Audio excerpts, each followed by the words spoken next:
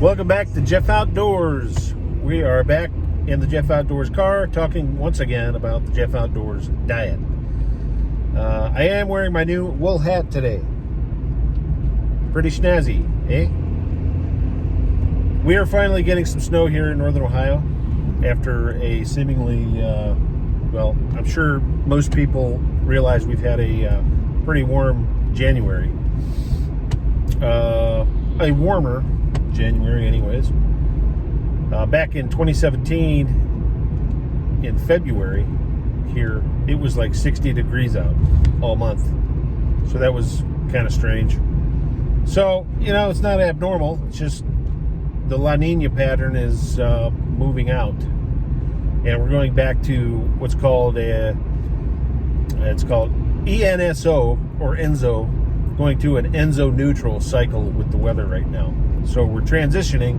So things are cooling down. We're getting snow. We've got two snow systems coming in next week, and we don't know any snow totals yet, anything like that. So I wear wool in the winter. This is a Filson Mackinac Cruiser that I'm wearing.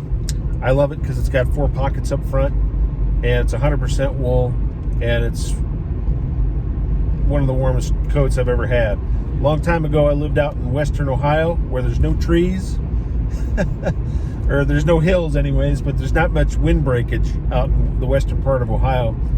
And the wind in the winter used to just blow so cold. And at the time, I didn't really have a good winter coat.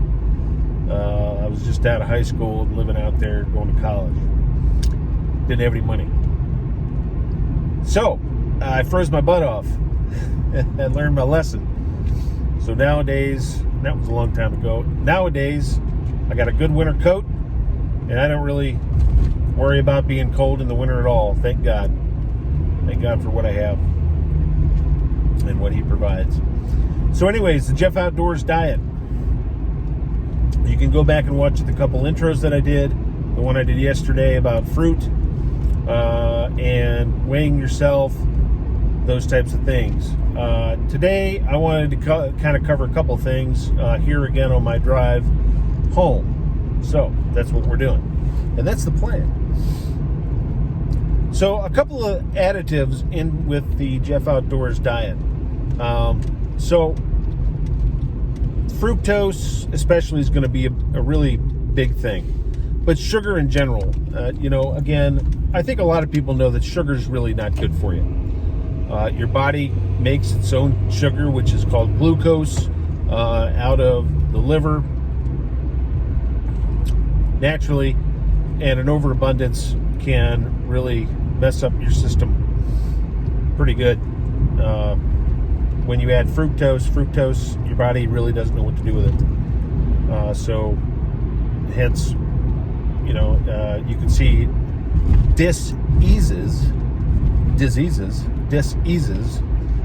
arise out of things that your body doesn't know what to do with. So some other things that kind of go along with my diet. Now, this is not particularly fat loss, and let's think about it differently. There's weight, and then there's fat loss. Fat weight. You don't know what the fat weight is if you step on a scale. So that's why I don't use scales. I don't step on a home scale at all. I never weigh myself. Pardon me. So your body doesn't know what to do with things that are essentially foreign. And there's different forms of different things. But to go along with this diet, I want to stress the importance of hydration. Water. I do not drink soda. If I do drink a soda, it's over Christmas, and I like that cranberry ginger ale stuff. I don't drink a ton of it, but I have, a couple glasses. It's just, I realize it's nothing but sugar water.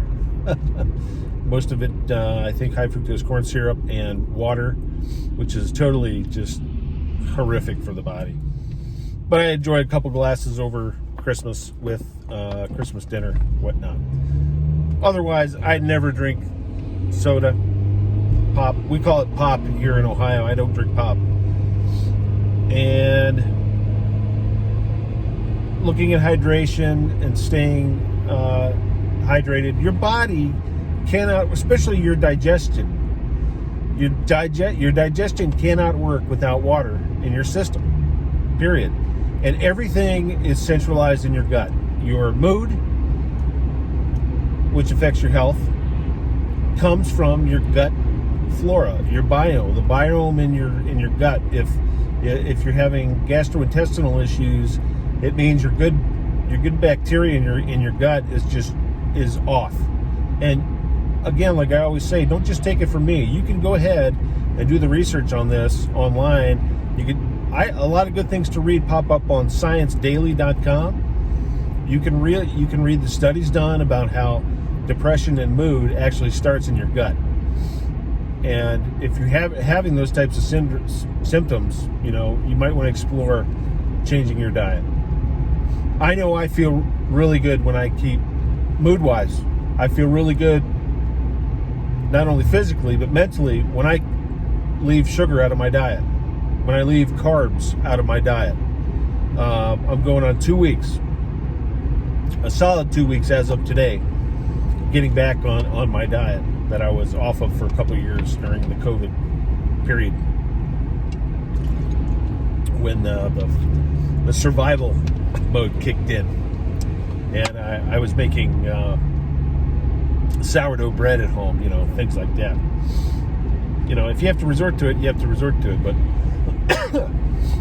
this diet is all about eliminating wheat from your body. And remember, wheat is sugar, pasta is sugar, carbs are sugar. When you eat it, it all becomes sugar in your body. And when your body is overrun with sugar, what it does is it stores it in your body as fat, period. And that's not just me, that's everybody. So eliminating the wheat, staying hydrated is so important. And if you're going to buy water, buy spring water. Don't buy the drinking water with the added calcium chloride, which is salt. So you're buying salt water, and that is going to dehydrate you. Drinking water with calcium chloride added is salt water. They'll also add baking soda, sodium bicarbonate. So look at the ingredients on your bottled water. If it says calcium chloride, I don't recommend buying that. It's salt water. You can't live on salt water. Drink spring water only. If you have tap water at home, like me, with a well, of course you can get it tested, you can use filters, yada, yada, yada. You can go into all that. So you want to think about that too. Municipal systems have fluoride and chlorine and whatever. I have never... I grew up drinking from a well with none of that in it. So I don't recommend drinking city water. By all means, if that's all you got, that's all you got. There are ways to eliminate chlorine and fluoride by filtering, and I recommend doing that. Water is everything. You are almost all water. Hard to believe, isn't it? I realize some people might not know this. I don't know. I'm hoping somebody gets something out of this. So, staying hydrated. Also, your largest organ is your skin. Now, I have a family member that makes soap, and I always ask her to make me pure lye soap for washing. There's no chemicals, there's no colorants, there's no detergents, there's no nothing. What is done is you essentially take a fat and you saponify it through using sodium hydroxide, which is lye. And through the saponification process, when you're left with that bar of soap, there is no lye in lye soap. It is purely saponified fat that is soap. It's pure soap. The soap that you buy at stores today is actually classified more as a detergent, because there's a bunch of chemicals. Look on the ingredients on your soap bars or your liquid soap that you buy at the store. It's all bunch of chemicals, detergents. It's, for me, I don't want to use that on my skin. My skin absorbs my environment, and that goes right into my digestive system, into my blood vessels, yada, yada, yada. You might also want to check which kind of deodorant you're using. Spraying deodorants, using deodorant bars, especially antiperspirants, have aluminum in them, and right under your arms are major is the major lymphatic system. Your lymph nodes are right there. Your lymph nodes are crazy important. If they get bottled up with a bunch of foreign chemicals, we start to see things like, I'm not saying such and such causes this. I'm not a medical doctor. I'm not a chemist. I'm not a whatever. But look at the amounts of lymphomas and cancers. Putting chemicals near your lymphatic system, your lymph nodes, it can't be a good thing. So don't do it. There are natural salt deodorants that you can use, but I stopped using antiperspirants years ago. Oh God, it's probably been at least 17, 18 years when I started reading on that particularly, and I stopped using those types of deodorants. I use natural salt deodorant, and I use the Pure Lye soap for bathing. If I'm using, washing my beard, I use a Castile soap, which is all natural oils, no junk, no chemicals, nothing like that. So that's what I recommend, and that's part of the Geoff Outdoors diet. So these are really important things that, again, do your own research. Don't take it from me. I'm just kind of sharing the things that I do in my personal life as far as staying as healthy as I can.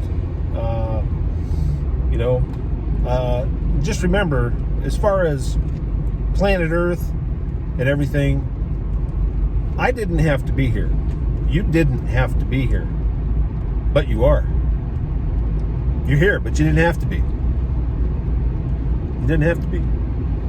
So let's take care of what is, and see how long we can go. Geoff Outdoors diet. Go back, watch the videos. Let me know if any questions. More to come on it. Thank you for tuning in. Like and subscribe.